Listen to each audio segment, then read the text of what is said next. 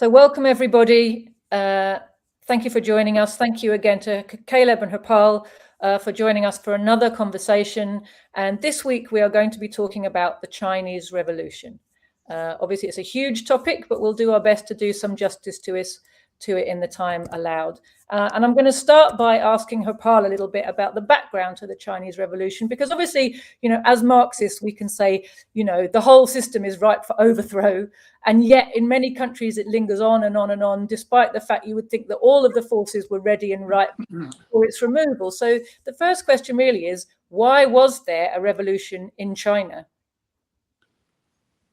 Well, the best way to look at it is to see that the modern history of China, as indeed the beginning of the Chinese Revolution, comes with the Opium Wars. The first Opium War was between 1839 and 1842. It's a war that ceded Hong Kong to Britain, which Britain used for a long time as a center for running drugs, forcing opiates on the Chinese people. It ended with a humiliating treaty, which was signed by the Chinese, which subjugated the Chinese people and the Chinese state to the whims first of British imperialism, and then to a subsequently to a number of other imperialist powers. This was followed by a second Opium War in the mid-50s, which also resulted in further concessions being made by the Chinese. And because the Tang dynasty, Qing dynasty, was totally rotten and impotent and unable to defend China, it frustrated the Chinese people. They were very angry. So one after the other, a number of revolutionary movements started in China. The first one was the Taiping Rebellion, which lasted for about something like 12 years, from 1850 to 1864, 14 years. It spread over a vast territory of China. It was one of the largest anti-colonial movements of that time. And the person who led it was a Christian. He believed that he was the younger brother of Jesus Christ, and he wanted to overthrow the corrupt Qing dynasty and establish a kingdom of heavenly peace in China. And it frightened the daylight out of colonialist powers as well as the Qing dynasty, and eventually both of them combined together to crush this movement. Then it was followed subsequently by the Boxer Rebellion. It's called Boxer because the society that initiated it used spirituality as well as physical exercises. And so in the Western countries, they came to be known as Boxers. It lasted a couple of years, from 1899 to 1901. That too was crushed. And then we enter the 20th century, and that there's a significant landmark, and that's called May the 4th movement. This is in the aftermath of the First World War, and the Treaty of Versailles handed over the territories conquered by German imperialism from China, not back to the Chinese people, who were after all on the winning side, but handed them over to the Japanese. It caused outrage, and tremendous amount of discussions took place among various sections of society. And particularly the students were very active, and they organized huge demonstrations. That too was crushed. One after the other, these movements, whatever their form, they were anti-colonialist and they were democratic movements, whether they were religious or non-religious, whether they were anti-foreigner overtly or not. The Boxer Rebellion was definitely overtly anti-foreigner. They burned churches, they attacked priests, they attacked foreign diplomats, and they were angry that China was being subjugated. But one after the other, they were crushed. But their essence was they were democratic movements. And the Chinese Communist Party has always recognized them to be democratic movements and not some obscurantist stuff just because they followed Christianity or they were anti-foreign, whatever the case may be. And Chinese, of course, initially wanted to learn from the West.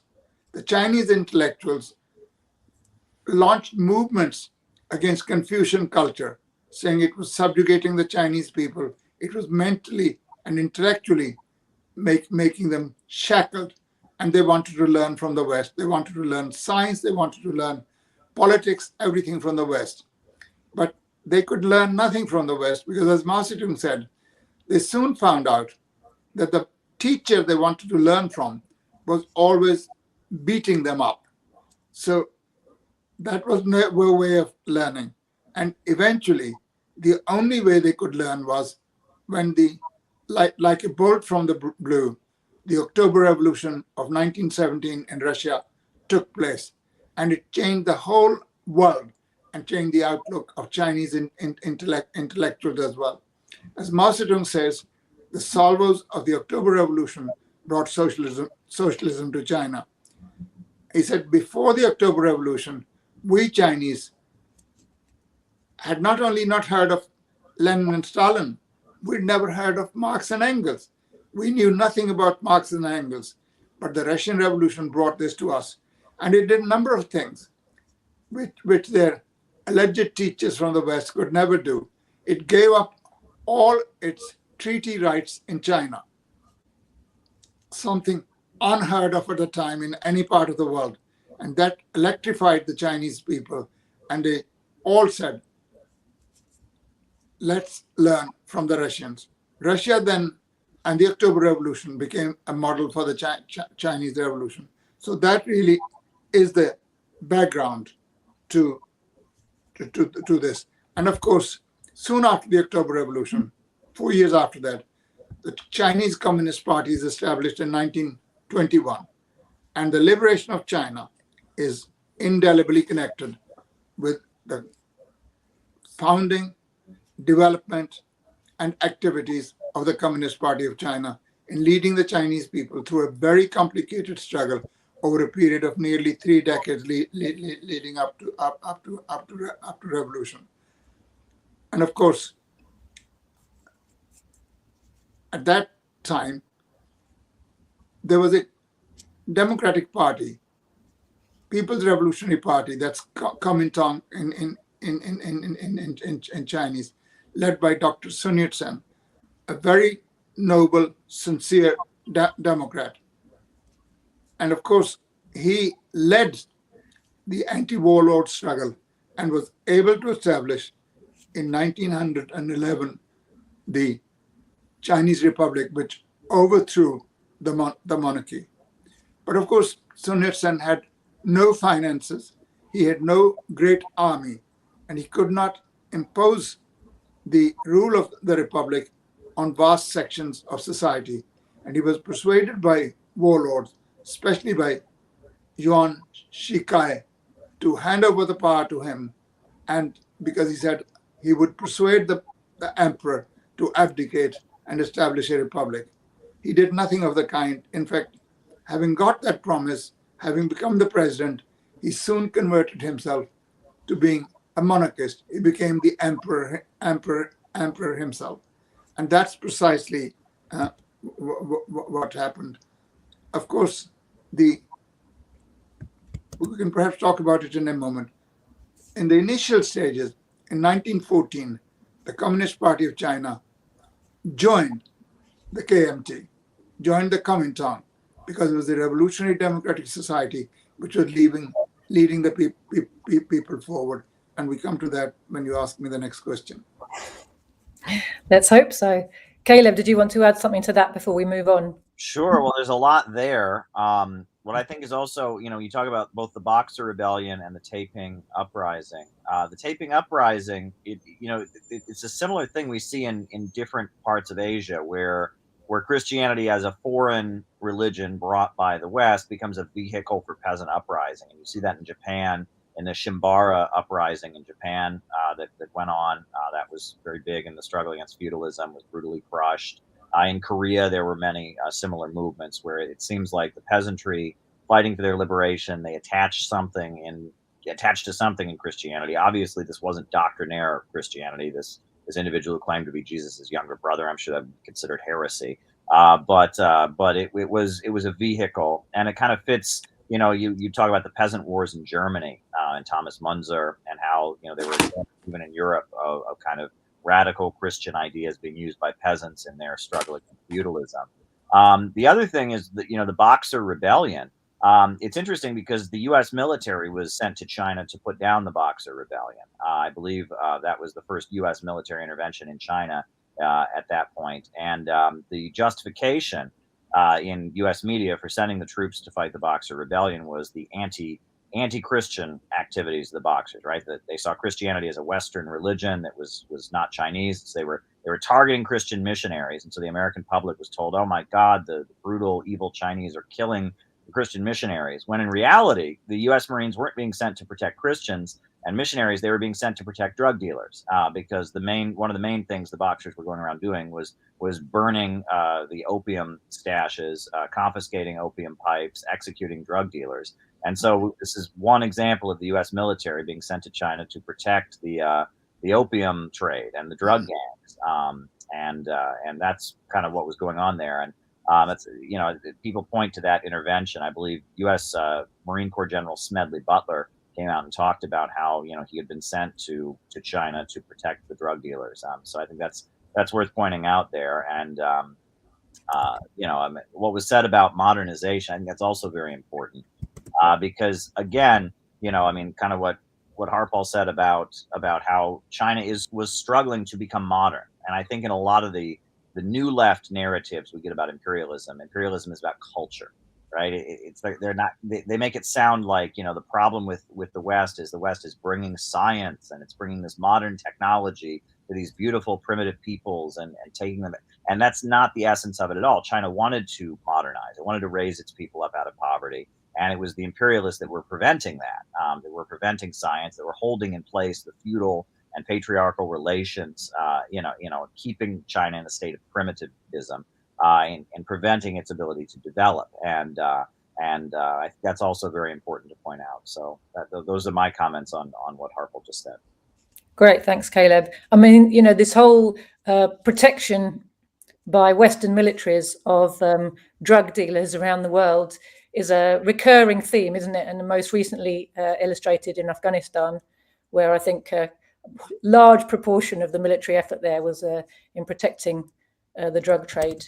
Harpal, you talked a little bit there about how the October Revolution changed the mindset of revolution. There were already people with revolutionary sentiments in China, but their orientation was altered forever by the arrival of the October Revolution, of socialism in the world, their exposure to Marxism. I mean, I've been to the museum, which is the little house in which lived the comrade, I've forgotten his name, apologies, Chinese people, who made the first translation of the Communist Manifesto into Chinese, which was a earth-shattering event in China, that suddenly they could read Marxism in Chinese and start to be exposed to these, earth-shaking ideas. There was established a Communist Party in 1921 in China. We just celebrated its centenary last year. But they weren't, as you said, the movers and shakers of the revolutionary movement at that moment in time. Although significant and important figures in the revolutionary movement converted to socialism at that point, there was a much bigger force, which was the Kuomintang. So who was it who was organizing the forces for the revolution, and how? And what was the role of the communists, Harpal? Well, the communists joined Kuomintang, and at that time, Kuomintang was led by Dr. Sun Yat-sen. Dr. Sun Yat-sen had three very important principles, which he emphasized. One, alliance with the Soviet Union. Two, alliance with the Communist Party. And thirdly, helping the workers and peasants. So this was a program, democratic program, to which the Chinese communists could possibly have no objection. So they joined the Kuomintang, and there was a tremendous amount of gains that were achieved during that period. And it was particularly important at that time when the Kuomintang was led by somebody like Dr. Sun Yat-sen. And just one day before he died, he wrote a letter to the leadership of the Soviet Union, which is a very moving letter. And if you will allow me 1 minute, I'd like to read that letter. He said, "While I lie here in a melody against which men are powerless, my thoughts have turned towards you and towards the fate of my party and my country.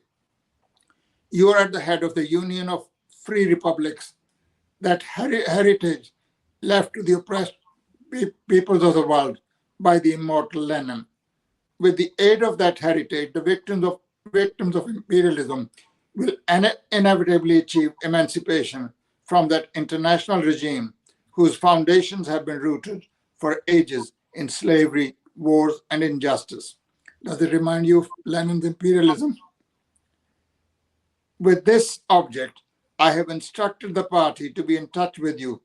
I firmly believe in the continuance of the support which you have hitherto accorded to my country. Taking my leave of you, dear comrades, I want to express the hope that the day will soon come when the USSR will become a friend and an ally in a mighty free China, and that our two united countries will march hand in hand in the great struggle for the emancipation of the oppressed peoples of the world. So that is the kind of person Sun Yat-sen was, and that was the kind of policy that under his leadership the Kuomintang followed. And of course,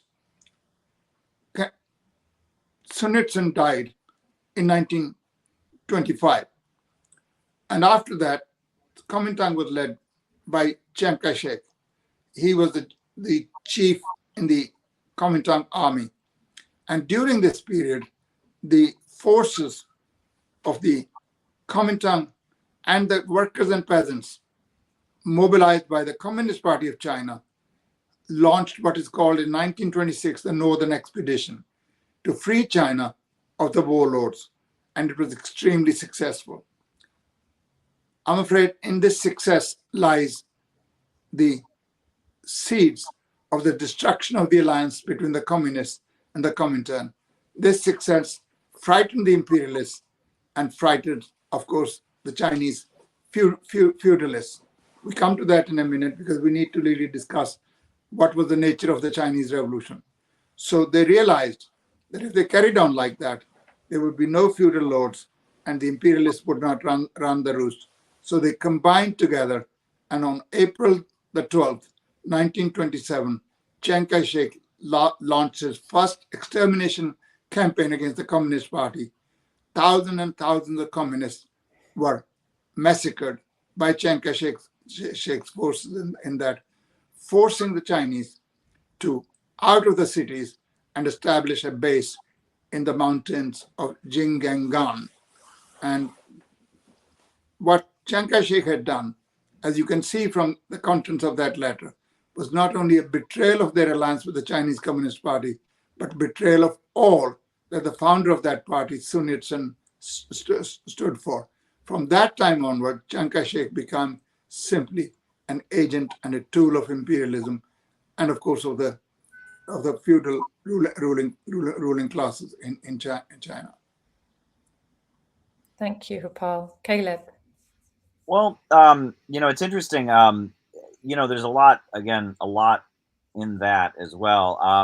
The KMT was not a Marxist party, was not a socialist party. There was kind of a vague, I guess the three major principles were like independence, democracy, and the people's livelihood. And that third one, the people's livelihood, vaguely was understood to mean some kind of socialism or improvement in people's conditions. I've heard people say that Henry George, the economist who was kind of a social democrat in the United States, was an influence on Sun Yat-sen. But the point was that it was a national democratic movement to liberate China from the imperialists. And that fits with the fact that the Bolsheviks supported the Emir of Afghanistan and his fight against the British, and that that I believe it was the Congress of the Peoples of the East was convened by the Bolsheviks after the Russian Revolution, where they wanted to support anybody who was fighting the imperialists. And there was a feeling that the newly formed Soviet Union was the ally of anyone fighting against the domination of the world by Western imperialism. And that Dr. Sun Yat-sen was very friendly and liked the Soviet Union. And, you know, I believe he attended gatherings of the Communist International. He was not a member, but he was an observer, and he attended the congresses, if I'm not mistaken. What I think is also worth pointing out is that, you know, Mao Zedong, who became the face of the Chinese Revolution, he was the leader of a group called the New People's, it's translated as the New People's Study Society or the New People's Study Group. And at the time, you know, they merged into what became the Chinese Communist Party in 1921.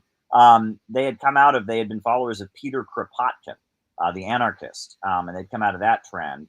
And my understanding was that that was because they viewed China as largely a peasant country. And so the idea of, you know, the proletariat fighting the bourgeoisie, the factory worker versus the factory owner, that wasn't very popular in China because it was a largely agrarian society. But Kropotkin's writings about the peasantry and their fight against feudalism and his kind of utopian anarchist schemes for the countryside were widely studied because China was a largely agrarian country.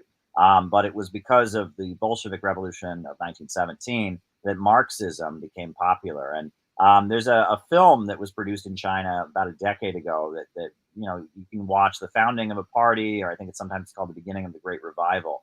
And one of the lines throughout the film, it shows Mao. It's about the founding of the Chinese Communist Party. It was created in China. They frequently ask Mao, you know, why are you following Bolshevism? Isn't this a Russian idea?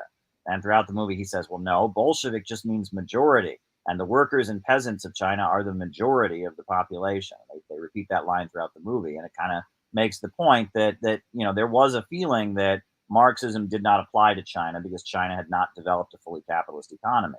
So I think that's interesting to point out as well. And that one of the main ways the Soviet Union came to the aid of China was military. I mean, this Northern Expedition was the fact that the Soviet Union, I believe it was Borodin was his name. I believe was kind of the you know, the Soviet Union's figure that they dispatched to China to kind of manage their relations, and that military training was provided to the Chinese Republic to carry out the Northern Expedition, to fight the warlords, etc. And through setting up military training, providing military training, military academies, that was one of the ways that the Soviet Union was able to aid the Chinese Republic and kind of solidify the relationship that flourished under Dr. Sun Yat-sen. Thanks, Caleb.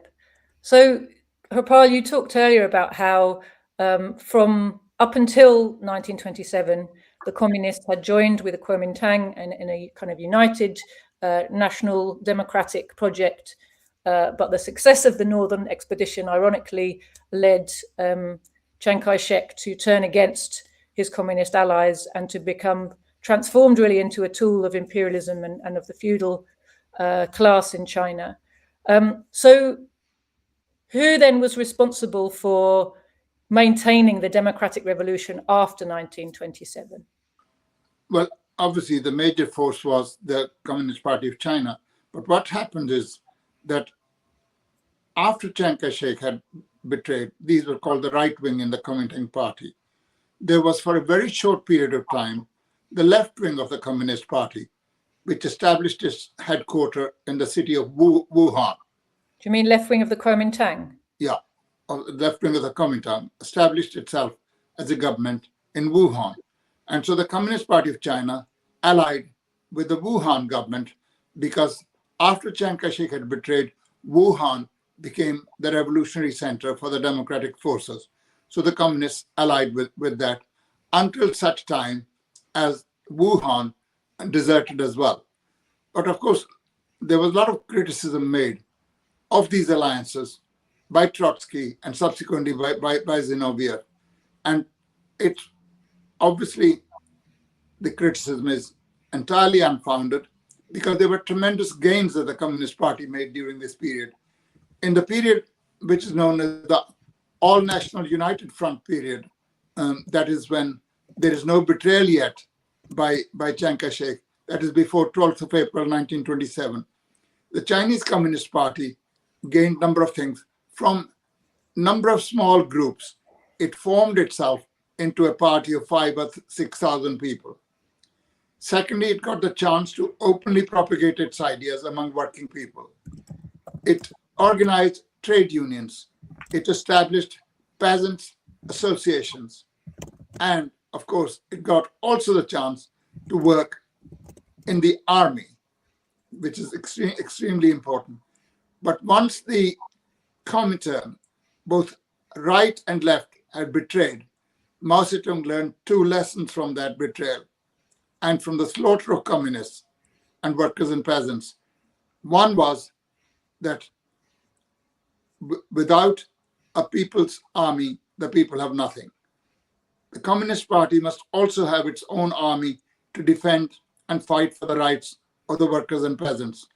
And secondly, that political power grows from the barrel of a gun. That's a very famous maxim of Marx, of Engels, of Mao Zedong.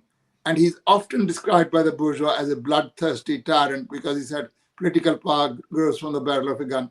That is true even in the most peaceful democratic republic. The final bastion of political power of the bourgeoisie is really the gun. They don't use it all the time. They use it whenever it's necessary. But in the final analysis, if the bourgeoisie cannot maintain its power through parliamentarism, through the so-called democratic methods, it will use force wherever it can. Even minor disturbances call forth tremendous amount of repression. You can see in Western countries.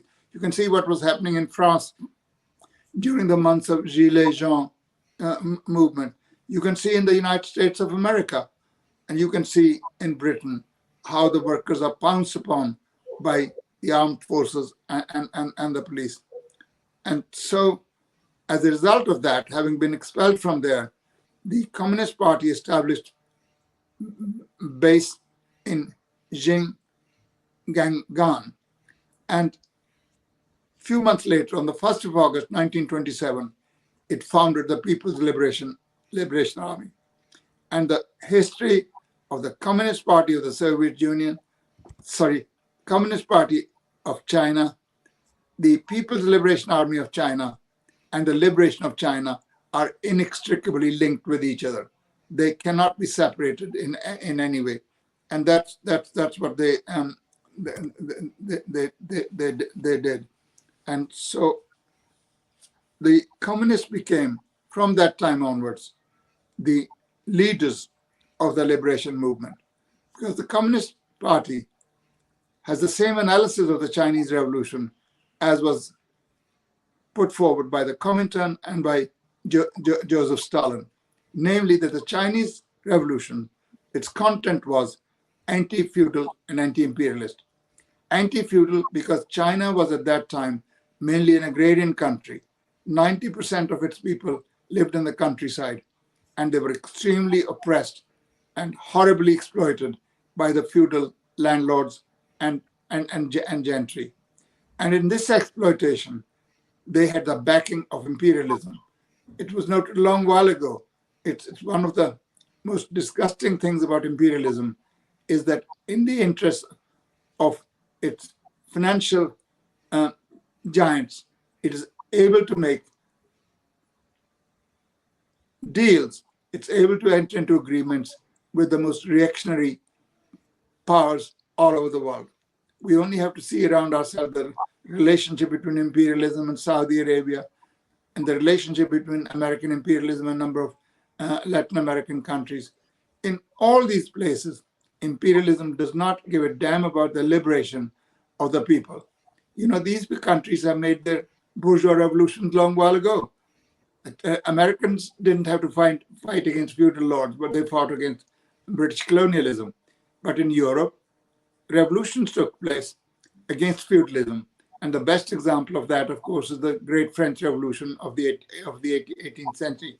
But since having come to power and since having transformed themselves from just being capitalist to imperialist powers, they become the oppressors of the world, and they enter into compromises and deals with the most reactionary forces in the countries they exploit so as to carry on with their exploitation. So the Chinese Communist Party was the only force there that could lead the liberation struggle of the Chinese people. And of course, they could not be tolerated because they were going strong in Xinjiang.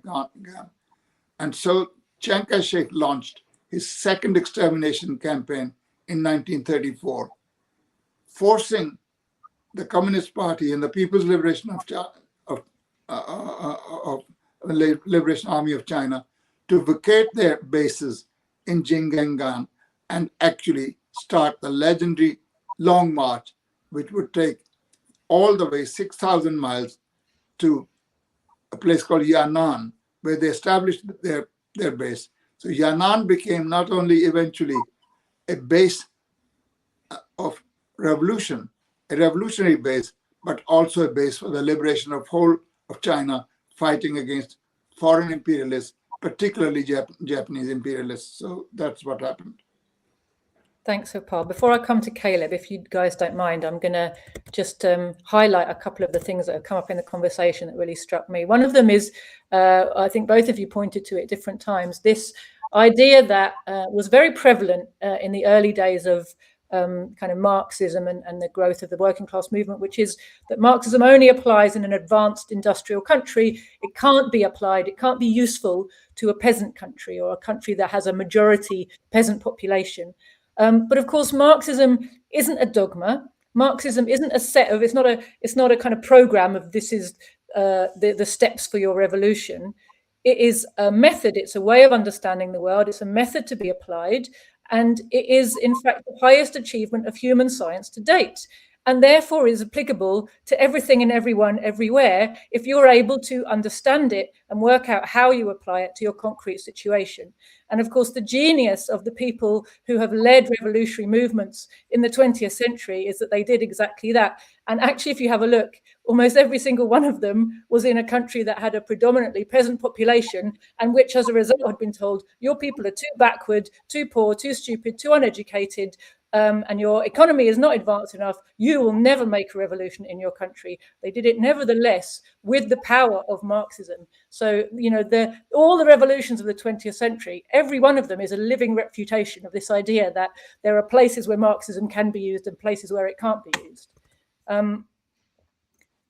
You talked a little bit, both of you, about this question of violence and the need for the people to, the Communist Party to be ready to defend itself and to defend the people. And of course, this is something that the ruling class really wants to hide from us. You know, the whole secret, and Harpal, you said that there, of their power is that the ruling class, the minority ruling class, it exercises a monopoly over violence. So it doesn't have to come out on the streets every day with guns, because it knows perfectly well that people are disarmed in general, and they have the monopoly on the use of force. They can bring it out as and when they want to. They have forces of force, violence at their command all the time, on standby, trained, ready to go whenever they're needed.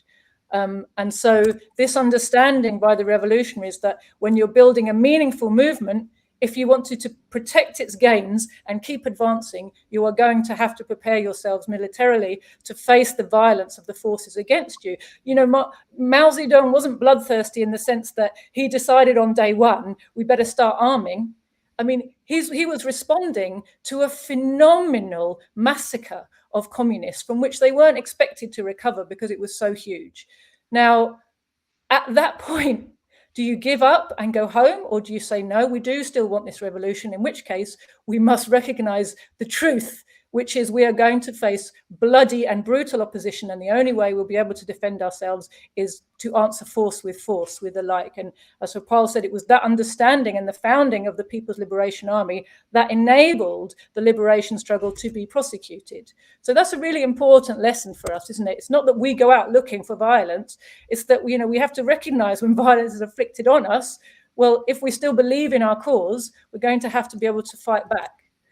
And I just wondered very briefly if anyone had any thoughts on almost how it was possible for the communists to recover from that mass extermination campaign in 1927. Do you have any more information, Harpal, about what they did? Because the numbers involved were massive. Well, really, their recruitment came through the fact that the Chiang Kai-shek regime was so brutal to the ordinary population that the communist ideas and their propaganda resonated with the majority of the population. Wherever the People's Liberation Army went, the way it treated the people, when it came to actually establish bases, it distributed land to the peasantry, which was, of course, something extremely important to the peasants. It would take crops from the rich landlords and gentry and distribute among the poor. And the People's Liberation Army had rules that never ever take even a needle from a peasant without paying for it. You are not there as oppressors and looters. You must look out after the people. And if you use a peasant's piece of wood as a board for sleeping on, you must restore it and return it in the condition it was. If you use their straw for matting, you must return that straw. And you must speak to people politely. There were rules, I mean, which to you and me may sound funny. You are not to bathe naked in front of females. I mean, in Europe, of course, it's regarded as the epitome of high culture that you go around bathing naked. But China is the society, or was the society that it was, and you are to actually respect the sensitivity of the females. You are to free people from ancient superstitions and customs. Women must be freed from having their feet bound. Wherever they went, they propagated against opium addiction. So they were not just fighters with weapons, they were also propagandists for the ideology of the people's liberation, for the ideology which was spread by the Communist Party of China. And that is really what turned the Communist Party of China into the formidable force that it became as the leader of the liberation movement. And then, of course, is the question of fighting against foreign aggression. When the Japanese started invading China in 1931, Chiang Kai-shek was not so much interested in fighting against the Japanese as in his campaigns of extermination against the communists. And the communist viewpoint, notwithstanding the fact that they were targets of his extermination campaign, was to have a joint agreement and an alliance with the KMT, so together they could fight against foreign aggression. Because there can be no question of democratic revolution, let alone socialist revolution, if China is occupied by a foreign power. So the most important thing was to get rid of foreign aggression and foreign occupation. And the Chinese were the leaders of that. How they came to actually force Chiang Kai-shek to enter into this alliance again in 1937 is significant, and we come to that. Caleb. Well, sure. I mean, there's a lot there. Again, we're kind of going over big swaths of time, but I mean, the Chinese Soviet Republic was established, right? So that was, when you had the brutal, crackdown, the White Terror, where hundreds of thousands of communists were being slaughtered in Chinese cities. You had the Communist Party fleeing to the countryside because that's where they could be safe. In the cities, if they were caught, they would be killed. And I guess there were a couple very heroic uprisings. I believe Shanghai and Canton, you had a brief seizure of power where the communists took power in these cities in response to Chiang Kai-shek's brutal massacres, but they were unable to hold on to power and they retreated into the countryside. And they began building a revolutionary movement in the countryside among the peasantry. And the attack was, well, peasantry, and this was, from the Trotskyites and others, that the peasantry, they are not proletarians. They aspire to own their own land. They aspire to become petty bourgeois. So they can't be the base of a revolution. And the Chinese Communist Party says, well, no, maybe it is a peasant revolution, but it's being carried out under the leadership of proletarian ideology. It's the working class ideology that's leading the Chinese Communist Party. And and that, you know, we will liberate the peasants, we will enable them to get their own land, but we'll be doing it on the basis of a proletarian ideology. And I think that's also very important to point out. The other thing is that, you know, when you talked about how was it that the Red Army was able to have such successes in the face of the massive slaughter and white terror from the, you know, the KMT, and how was it then after they established, you know, this Chinese Soviet Republic in this base area that then was very brutally crushed, and then Mao retreated into the mountains with a long march.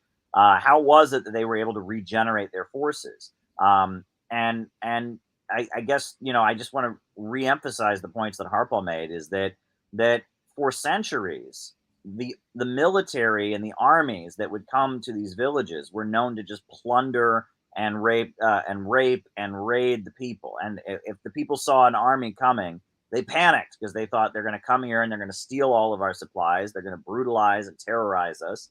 And when the Red Army showed up, they did the opposite. They paid for every single item that they took. They helped the people to grow their crops. When the Red Army arrived, it was the opposite of what armies had done when they arrived in these rural villages for thousands of years. And so it was such a change. And that, you know, I mean, you can read I believe it's it's in the little red book, the 8 rules of discipline and the 4 points of attention, or I don't remember the exact name of it, but it's still used by the Chinese military up to today. And it's like one of the military marches, is it was put to the words to it were put to music, but it's a very strict thing that, you know, pay for everything that you take. Do not take liberties with women. Carry out every policy. It's very, very to the point, and it was enforced very brutally with discipline. I mean, if someone, you know, if you had somebody who went into a village and stole something or something, they might execute them because there was such an entrenched entrenched tradition of corruption in Chinese culture from the centuries of humiliation, that in order to make sure that the Red Army was something completely different, they had to very strictly enforce these policies. But doing so made the Red Army and the People's Liberation Army something that was of a different character, that was able to carry out a revolution that was very different than anything that had gone on before. And I think that's something that Mao really deserves credit for, is that he created a military and a fighting force that was of a completely different character. And a lot of that was just rejecting corruption, just having a very firm policy of not allowing any corruption of any kind, not allowing the people to be plundered. And that laid the basis for building kind of a new kind of army. And that the People's Liberation Army always made clear it was a political army. Unlike the bourgeoisie maintains, you know, the capitalist state, there's no politics, right? We're just carrying out, enforcing the law.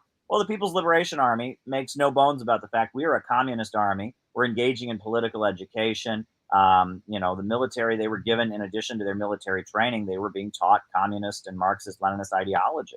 And there was a feeling that every soldier should understand what the Communist Party is fighting for, its goals, etc. There were elements of democracy in the army where some decisions were being made, you know, collectively, and it wasn't completely just, you know, follow orders from above. There was kind of an effort to politicize the soldiers and involve them in the policy making, etc. The People's Liberation Army that Mao built was of a very, very different character. And that enabled the Chinese Communist Party to ultimately end up, you know, very effectively fighting Japan in this alliance and eventually taking power.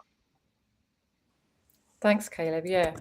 I mean, Harpal, before we move on to the United Front with the Kuomintang, did you want to talk any more about the differences in the Kuomintang regarding the attitude that should be taken towards revolution in China? You sort of glanced at it a little bit. I didn't know if you wanted to say more on that. Yes, I do. Well,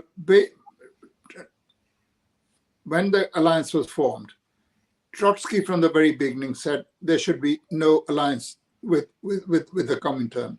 You know, but for Trotsky, following from his notorious theory, which is the cause of his eventual downfall and desertion to the camp of literary fascism, if you like, is the theory of permanent revolution, so-called permanent revolution. He sees the proletariat, he sees the bourgeoisie, but somehow manages not to look at the peasantry.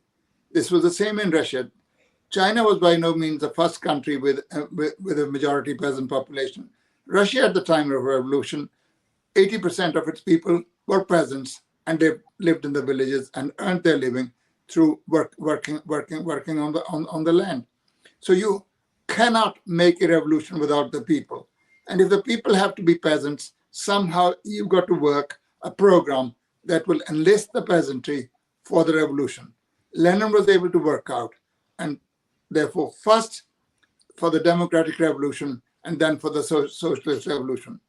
Likewise in China, you had to work out a program that will bring the peasantry into it. And Trotsky didn't want to have. But of course, he was wrong. He was overruled. And there were tremendous gains, as I briefly hinted earlier, during the alliance with the Kuomintang. In the first period of the National United Front, the Communist Party became a party of 5,000 or 6,000 people from scattered number of small groups. It got the chance to work in the army. It got the chance to propagate freely. It got the chance to organize trade unions and peasant associations. And during the brief Wuhan period, alliance with the Wuhan left-wing Kuomintang, Chinese Communist Party became a formidable force of 50 or 60,000. You know, from 5,000, it went to 50 or 60,000. And it was able to actually, from being just an adjunct to the Kuomintang, became literally from then onwards the hegemon of the Chinese Revolution. Even when there were periods of repression and periods of extermination, at the end of it, even the much reduced Communist Party continued to be the only organization that represented the interests of the majority, not only of the proletarians in the cities, but also of the peasantry in the vast territory of China. The Chinese people were the people's army. It wasn't an army that came from outside to tell them what to do. It was recruited from the people, and it worked among the people. It propagated the ideas of democracy and socialism among the people, and it lived by the principles that actually ordinary peasants could see what they were and come to their support. So that